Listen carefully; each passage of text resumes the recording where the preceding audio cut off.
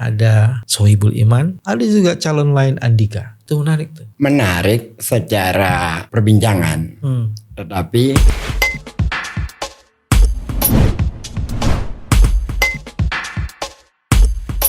biasa. Bismillahirrahmanirrahim. Assalamualaikum warahmatullahi wabarakatuh. Teman-teman, jumpa lagi di channel ini. Di channelnya Pak Ges sebenarnya. Masya Allah. Pak Ges jadi tamu tetap yang terus-menerus menjaga kewarasan. Hari ini diskusinya Aman. Karena ada Anis dan Iman, tapi juga ada Andika di situ. Dan ada potensial kandidat yang lain, ada Ridwan Kamil. Jadi kita bicara soal DKI. DKI belum jadi DKJ. Udah jadi DKJ. Sudah. Belum jadi perpresnya karena berarti belum dipindahin. Kan undang-undangnya. Iya, udah berubah jadi DKJ. Kita diskusi mengenai DKJ. Saya sehat, guys. Alhamdulillah, waskurillah. Saya sedang tenggelam. Maksudnya apa tenggelam? Tenggelam dalam buku-buku sastra. Iya, kau kemarin baru kirim saya tuh. Apa yang terakhir ya tulisanmu ya? Jadi saya sangat menikmati puisi-puisinya Nizar Qabbani. Lalu membaca ulang novelnya Khalid Hosseini, And the Mountain Ehud. Lalu membaca kembali Laila Majnun, Nizar Qabbani. Kalimat-kalimatnya luar biasa. Kalau sastra bacaanmu banyak ya? Luar biasa. Sastra banyak banget. Baik dari sisi politis maupun sisi tentang cinta. Sisi politisnya Nizar Qabbani mengatakan begini. Ada beberapa nama yang kami ingat. Tapi kami tidak tersenyum lagi ketika nama itu disebutkan. Puitis banget. Lalu diingat tapi tak tersenyum. Lalu wahai Sultan, setengah rakyatmu tanpa lidah. Apa artinya manusia tanpa lidah? Wahai Sultan, setengah rakyatmu yang lain berada di rongga-rongga tembok seperti semut dan serangga. Bersembunyi. Sastra yang dihasilkan menulis soal kekuasaan tuh ada gak sih? Banyak sekali. Enggak kekuasaan di sini, republik ini dalam 10 tahun terakhir ini. Saya kira salah satunya, saya nggak tahu, saya belum baca soalnya. Teruslah bodoh jangan pintar, mungkin menyinggung. Siapa yang tulis tuh? Ada, agak ramai itu. Teruslah bodoh jangan pintar. Jangan pintar. Itu buku yang lagi ramai kemarin. Udah baca ininya atau resensinya gitu udah baca? Aku belum sempat. Nah, jadi lagi mau itu kepotong ke yang lain. Ini lagi tenggelam sini. Dan ada banyak lagi selain yang dalam konteks politik ya. Terus kalimat-kalimat yang kalau yang di Laila Majnun itu, karena kan itu novel itu diadopsi, bahkan Romeo and Juliet mengadopsi novel itu. Karena kan umur novel itu jauh lebih lama dibanding Romeo dan Juliet. Iya, cuman apa betul yang menulis Romeo dan Juliet? Ceritanya sih keplak, sama. Dua saudagar kaya bermusuhan dan anak mereka saling mencintai. Dan di kalimat di akhir di Laila Majnun itu hanya dalam kematian mereka diizinkan untuk bersanding. Dalam kalimat terakhir Majnun, Laila, dan berakhirlah nafasnya. Dan novel itu diterjemahkan secara sofistik. Karena dan nggak banyak ya penulis yang menulis. Tidak banyak, dan itu kalimat-kalimat yang tertulis itu seperti prosa ya. Indah, keren itulah. Lalu kalau Nizar Qabbani itu banyak lirik-liriknya jadi lagu di masa Umi Kultum. Lalu dibawakan juga oleh Kazim El-Sahir, penyanyi Irak yang sangat luar biasa. Karena ketika Amerika sedang mau ngebom Irak, rakyat Irak tidak ribut dengan soal pemboman Amerika, tapi lagi ribut Kazim akan menikah. Saking menggilainya Kazim itu. Dan lirik-lirik Nizar Qabbani emang dahsyat. Salah satunya dibawakan oleh Majidah Rumi, penyanyi Lebanon. Kira-kira dia mengatakan begini. Mendekatimu adalah ilusi, menciummu adalah bunuh diri. Udah gak ada lagi tuh kalimat-kalimat gitu. Engkau adalah yang pertama, barulah perempuan-perempuan selanjutnya. Seluruh perempuan berada di satu sisi dan kau berada di sisi lainnya. Pingsan kita ya. Jangan anak-anak muda sekarang enggak lah guys gitu-gitu. Nggak tahu saya. Tapi kalau ditanya apa sekarang saya lagi tenggelam dalam buku-buku itu, lagi menikmati hal seperti itu. Sastra boleh macam-macam, tapi kenapa kalau nyanyi lagu itu Melayu gitu ya? Karena Melayu lebih mendekati, lirik-lirik Melayu itu kan lebih mendekati dan kuat secara lirik. Misalkan lagu Melayu, kutanam selasih, kutanamkan di ujung halaman. Itu nggak lucu. Lu nyanyiin. Nggak bisa. Ada orang yang bisa nyanyi, ada orang yang cuma Kalimatnya keren kan? Lu nyanyi itu lagu kan keindahannya bukan di lirik doang. Atau yang buat saya ya, ini adalah mahkota dari lagu Melayu. Judulnya Seroja. Mari menyusun seroja bunga seroja. Di lirik akhirnya gitu. Janganlah abang bermenung. Nyanyiin. Nggak mau. Janganlah coba. Ya, terusin dong. Gua seroja bunga. Gimana? Ntar aja saya boleh dijadikan ini ya. Teman-teman itu guys, sisi dalam guys yang banyak orang. Dan ada lagi sebuah novel yang getir ya. Getir. Bukan sebuah, bahkan dia 3 menulis novel itu yang saya baca. The Kid Runner, And the Mountain Ehud, sama lagi Splendid Sun. 3-tiganya getir, bercerita tentang kehidupan di Afghanistan. Dan itu tidak hanya bercerita satu tokoh, banyak tokoh dan dirangkai. Banyak sekali tokoh dan berhubungan di ujungnya. Tapi kan bagaimana bercerita tentang banyak orang gitu. Secara naratif itu kan susah kan. Biasanya kan kita kalau membaca novel itu 1 atau 2 atau 3 gitu. Tapi kembali ke tokoh awalnya kan. Ini enggak berkembang kemana-mana. Terus baru ketemu di ujung. Dia masuk. Dahsyat. Khalid Hosseini itu penulis yang menurut saya itu luar biasa. Kalau In the Mountain Ehud itu kalimatnya itu, ku lihat primuram di pohon kertas, ku mengenal primuram di keduduhan malam. Hening itu ternyata tak senyap. Ada kalimat tentang Nizar Kabani. Diam itu keagungan, sedih itu keanggunan. Diam itu keagungan, sedih itu keanggunan. Nizar Kabani. Pantes dia lincah berkata-kata karena bacaan sastranya banyak. Mari kita masuk. Siap. Main kita. Ada Anis, ada Sohibul Iman, ada juga calon lain Andika. Itu boleh. Itu menarik tuh. Menarik secara perbincangan, tetapi sulit diimajinasikan. Oke. Jadi Anis Sohibul Iman itu oke. Anis Andika secara kalimat oke saja, tapi begitu kita coba imajinasikan menjadi sulit. Kenapa sulitnya? Latar belakang Andika yang Panglima TNI, terus menjadi wagubnya Anis, apa bisa? Kalau dari berpikir sebaliknya, Pak Andika punya kerendahan hati yang luar biasa untuk menempatkan posisi. Ya bisa kalau kayak gitu, cuma saya khawatirnya seperti di masa Pak Foke. Siapa Pak Foke? Fauzi Bowo. Fauzi Bowo dengan? Wakilnya waktu itu siapa yang mengundurkan diri? Yang jenderal juga itu. Oh iya. Aduh lupa namanya betul. Saya juga lupa. Mohon maaf Pak. Iya. Saya bisa lacak ya. Terus guys. Jadi ya mungkin bisa dengan tokoh-tokoh lainnya ya.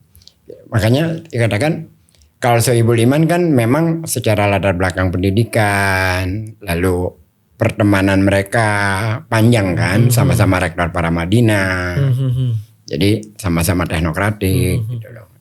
Gak ada masalah lah itu. Jadi artinya kalau dengan Sohibul Iman tidak secara latar belakang tidak bermasalah gitu. Tapi kalau dengan Pak Andika saya tidak tahu, ini imajinasi saya aja. Rasa-rasanya agak berat ya. Seorang figur yang sudah sedemikian panjang perjalanannya dan berakhir menjadi Panglima TNI, terus dicalonkan menjadi Cawagup. Apa mungkin dia bisa menerima situasi itu? Lalu kalaupun itu terjadi, bagaimana mekanismenya? Karena kan cawagup itu lebih kepada pendamping, tidak memiliki otoritas. Tapi di sisi yang lain memang bisa dimengerti selama ini PKS selalu mendukung Anies. Ya. Dan pada saat ini PKS ingin menuntaskan ya, bukan sekedar mendukung tapi juga menempatkan kandidatnya, kadernya sebagai bagian penting dari pilkada ini. Saya kira semua partai begitu. Cuma PKS lebih lugas aja. Karena dia kan udah dideklarasikan gitu loh. PKB kan juga mencalonkan Ida Fauzia. Nasdem juga sempat disuarakan dengan Sahroni. Lalu PDIP dengan Prasetyo Edy atau Charles Honoris. Kan nama yang keluar dari PDIP malah bukan Andika. Mengirim surat terakhir. Mengirim surat awalnya itu DPD-nya itu cagupnya Anies, cawagupnya itu Edy atau Charles Honoris atau Prasetyo Edy. Edy Prasetyo atau Prasetyo Edy lupa saya. Paling Pras lah, bekas ketua DPRD DKI itu. Ya, ketua DPRD. Tapi oke, sekarang kan yang muncul 3 itu. Kalau itu tidak ketemu berarti tidak ada koalisi di antara mereka ya. Akan PKB, ada. PDIP. Akan ada. Karena pada ujungnya kan orang harus mengambil keputusan. Ada proses negosiasi. Di satu sisi seperti itu, sisi lainnya kalau MD3 berjalan dengan mulus, maka PKS akan menjadi ketua DPRD DKI kan. Dia sudah punya bangku itu gitu loh. Akan ada lah alternatif kayak gitu saya kira. Coba kalau disimulasi apa alternatifnya? Dia bisa Anies dengan PDIP dan PKS mendapatkan kompensasi di mana? Kompensasi dalam artian dukungan politik juga ya. Anies dengan PDIP itu wakilnya dari PDIP. Wakilnya dari PDIP. Tapi tujuan ke PKS mendapatkan kompensasi dukungan politik di daerah mana? Mungkin semacam itu. Jawa Barat lah misalnya. Ya, kira-kira kayak gitu. Jawa Barat atau mana lagi yang PKS kuat? Sumbar dan lain-lain. Sumbar masih kuat, Bos. Oh iya, PKS karena kan baru 1 periode tuh. Buya Mahjedi. Oh, baru periode Bos. Ya. Jadi masih, nah dia cari wakilnya, mungkin wakilnya pasti bukan dari PKS karena ketuanya kan PKS ya. Ya. Dan agak aneh juga pembicaraan di mana-mana tentang Anies itu representasi PKS. Saya tuh melihatnya begini. Sepanjang yang saya baca, narasi-narasi Anies itu tidak ada di satu kelompok. Anies itu narasinya buka deh dari masa dia rektor, sampai dia menteri, sampai dia gubernur, sampai kemarin pilpres. Narasinya itu keadilan sosial. Keadilan sosial itu nasionalisme. Yang sudah ada di rumusan Pancasila gitu loh. Jadi kalau mau lebih kepada prakteknya pada saat Anies menjadi gubernur, itu kebijakan-kebijakan populis yang sebenarnya yang selama ini diwacanakan oleh PDIP secara substansial ya. Lalu Anies di kanan dalam konteks ini representasi PKS, di mana kanannya? Keadilan? Ya, artinya kan itu bahasa keadilan, ya. Keadilan sejahtera, keadilan sosial. Jadi itu agak terlalu spekulatif yang menyatakan seperti itu gitu loh. Bahwa Anies itu representasi dari PKS. Menurut saya enggak. Ya. Kalau dia berada di tengah iya gitu loh. Tapi sulit menjadikan Anies itu satu figur yang kita kotakkan di satu tempat. Dia memang tidak berada di satu kotak. Dia itu selalu melintas. Gimana dengan PKB? PKB itu Caimin ya. Karena Andika itu kan didorongnya katanya PKB sama PDI kan. Bisa jadi. Ya kita kan ini membaca yang ada di permukaan. Ya saya selalu gini. Diajarin dari dulu ya. dosen-dosen saya itu secara jurnalistik itu Pak Yakob Utama sama Jafar Segaf. Dosen dalam artian sering kita mengundang diskusi mereka. Itu kalau membaca berita itu cari yang dibalik berita. Behind the screen. Yang dibalik berita itu belum ketemu. Nah, karena belakangan ini sih lagi kurang bergaul nih. Karena lagi tenggelam tadi. Jadi info-info di balik berita itu saya belum dapat. Tapi dengan ketenggelamanmu itu cara berpikirmu menjadi lebih menarik kan, tidak terkontaminasi dengan peredaran diskusi yang very. PKB jadi gimana PKB? PKB kan saya kira sih kalau PKB antara Anies dengan Caimin bukan lebih kepada partai ya. Sahabatan sih. Romantis mereka sudah jatuhnya. Jadi pada ujungnya itu bagaimana mereka berdiskusi berdua aja itu. Suntul berdua. Iya itu menjadi, saya melihatnya pertemanan Caimin dengan Anies itu menjadi romantis gitu loh. Jadi Caimin nantinya ya bukan lagi berpikir bagaimana partai politik apa, seperti ngobrol dengan teman dan ngambil keputusannya ya. Ya entah di mana, entah di warung atau di rumah atau tergantung diskusi mereka berdua aja. Walaupun tidak sering disebut, tapi tetap beredar dalam diskurs Nasdem. Ya. Nasdem juga katanya salah satu yang akan mendukung. Jadi kalau itu kan beberapa orang tanya ke saya. Ini udah lewat dari seminggu lalu sih pertanyaannya. Saya tanya bagaimana dinamika di Nasdem. Jawabannya asik. Yang tahu hanya Bang Surya dengan Pak Anies. Tapi kami semua di dalam Nasdem gak ada yang tahu. Karena pembicaraan mereka hanya berdua. Pak SP dulu pernah menyebut Sahroni kan sebenarnya kan. Awal pada saat itu. Terus kemudian kan sudah banyak orang tahu Anies dipanggil. Diminta untuk sediaannya untuk maju lagi DKI. Lalu Anies tidak menyatakan bersedia. Akan melihat perkembangannya bagaimana. Lalu kan warga nih spontan, sporadis di mana-mana tuh mau minta Anies kembali ke Jakarta gitu kan. Oh itu awal-awal ya sebelum PKS menyatakan itu ya, iya, Pak SP ya. Itu. Terus ya sudah. Kemudian PKB secara resmi menyatakan dukungan kepada Anies karena mengatakan bahwa sudah melalui diskusi dengan DPP sampai akhirnya Anies mengambil formulir dari PKB itu. Oh ngambil formulir, ya. Tapi pernyataan resmi belum kan, baru PKS doang kan?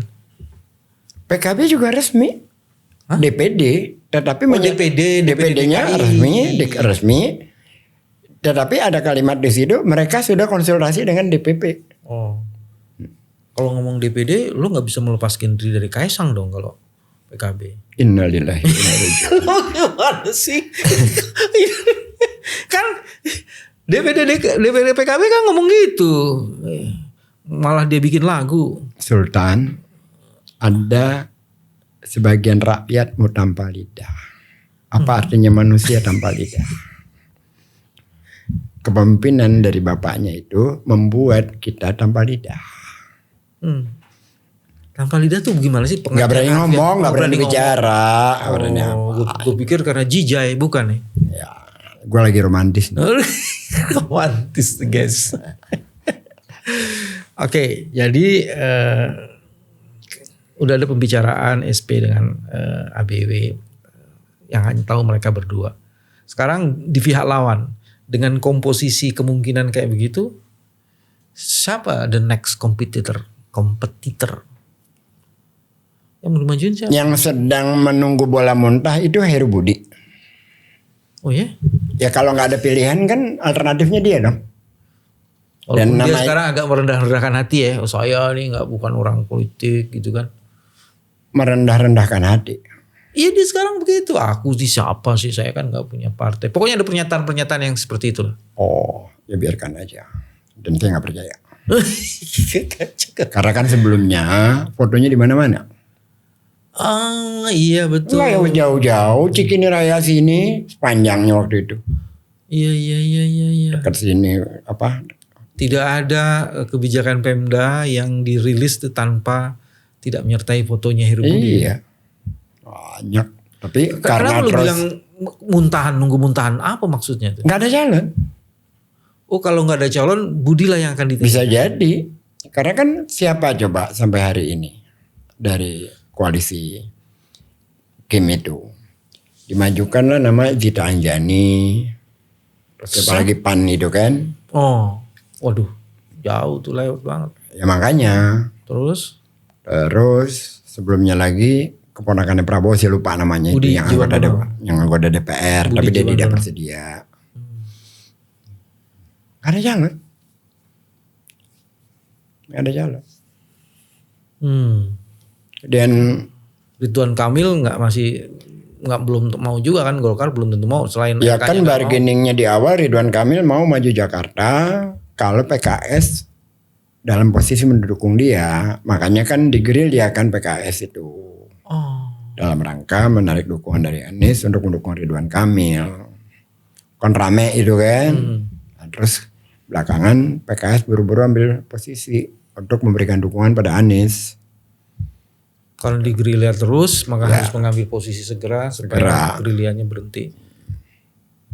Jadi RK tidak bersedia. Dan walaupun itu sangat rugi bagi Golkar kalau RK masuk sini. Sangat 36 juta pemilih di Jabar dibandingkan 8 juta pemilih di Jakarta. Secara partai politik merugikan. Ya. Dan kalau Golkar menyetujui opsi itu semakin menunjukkan bahwa Erlangga Hartarto tidak punya otoritas terhadap partainya sendiri. Dan membonsai partainya. Bonsai partainya. Dan itu udah terjadi sih sebenarnya sebelum-sebelumnya. Maksudnya sebelum-sebelumnya? Lah kan dia harus gonta-ganti mobil pada saat mau ketemu Anies. Nah, terus besoknya kan dia dipanggil Jaksa Agung kan. Oh iya. Betul, baik. Siapa lagi? Ada lagi kandidat saya. Ada kandidat untuk di Jakarta. Dan berat di Jakarta ini karena relatif masyarakatnya itu sebagian besarnya terdidik. Kelas menengahnya banyak. Yang ketergantungan pada bansos nggak banyak. Kalau yang kayak kemarin kan mereka menang itu kan karena datang suara luar negeri. Kalau tanpa suara luar negeri, Anies kira-kira itu menang di angka 200.000, dekat di 300 ribuan. Karena masuknya suara luar negeri, Anies menjadi kalahnya itu hanya suaranya 38.000. Itu sudah dengan bansos, sudah dengan penurunan. Oh ini yang Pilpres kemarin. Khusus DKI. Nah sekarang kan nggak ada suara luar negeri. Kemarin kalau tanpa suara luar negeri, Anies itu menang hampir 300.000. Karena masuknya suara luar negeri, Anies kalah 38.000 suara. Kalahnya cuma di situ. Dan kita semua tahu, karena teman-teman juga yang pernah bekerja di KPU, di KPUD, mengatakan bahwa suara paling empuk untuk dimainkan adalah suara luar negeri. Ya itu kasusnya kan terjadi di Malaysia kemarin. Iya, selalu kan kayak gitu. Nggak mungkin yang diturunin Sandiaga Uno ya? Bisa saja. Sandiaga Uno sama Ridwan Kamil misalnya. Bisa sekali, bisa saja. Tapi kan Sandiaga Uno sudah masuk ke P3. P3 dapat 1 kursi. Cuma dapat 1 kursi. Di DKI. Jadi apa urgensinya naruh Sandiaga Uno di situ gitu loh. Karena kalau Sandiaga masuk di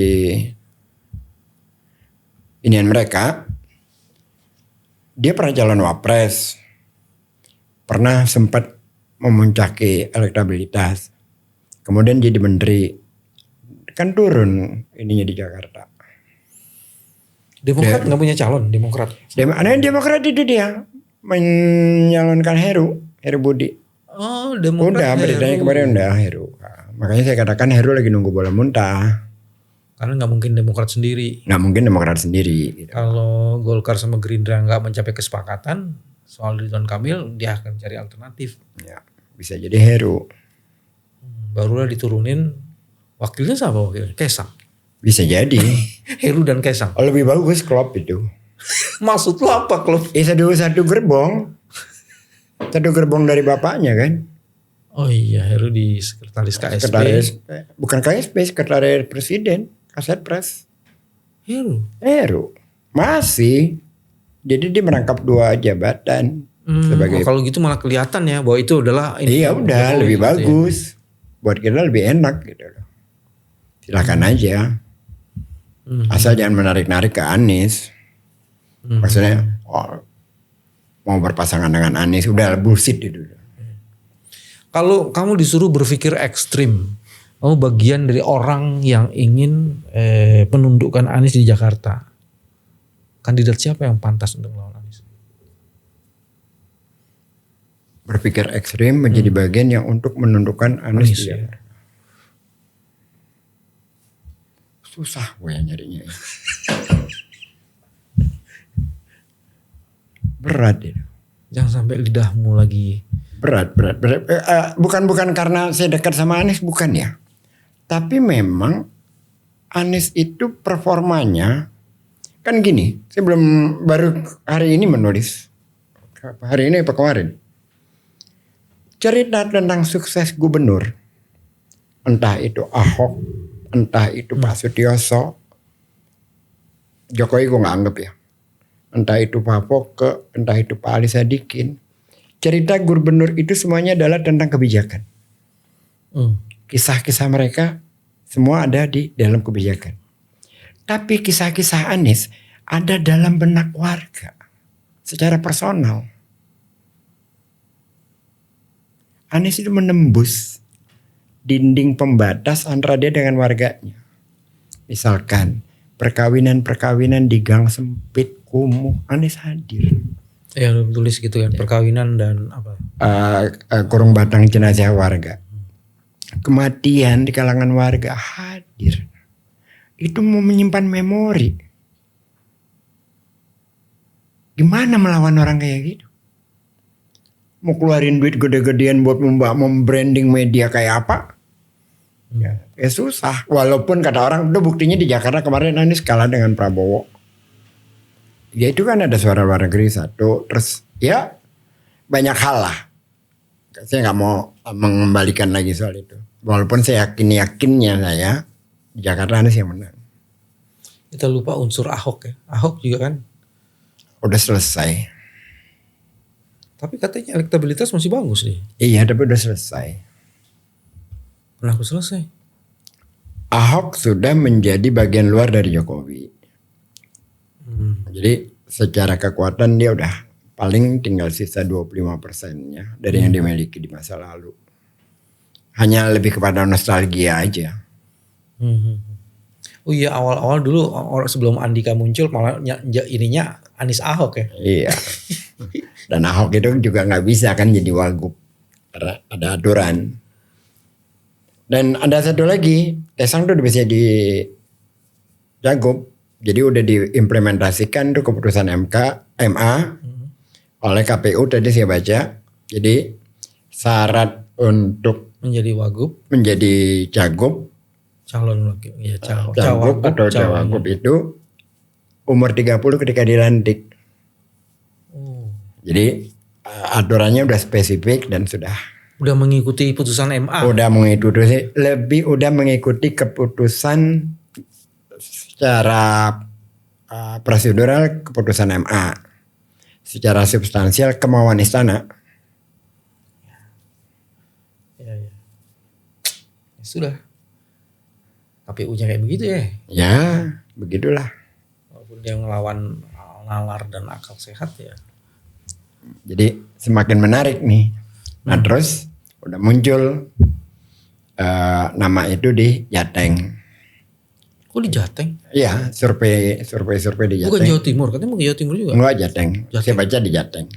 Nama-nama itu di Jateng. Ya, kalau mungkin di Jateng berarti wakilnya Pak itu dong. Enggak ngerti. Pak Kapolda. Enggak ngerti. Enggak terlalu ini juga sih. Mendalam juga. Itu cuma tadi aja muncul di Randa gitu kan. Tapi kita lihat yang menariknya adalah bagaimana hukum mengikuti kemauan penguasa itu terjadi lagi berulang dan berulang.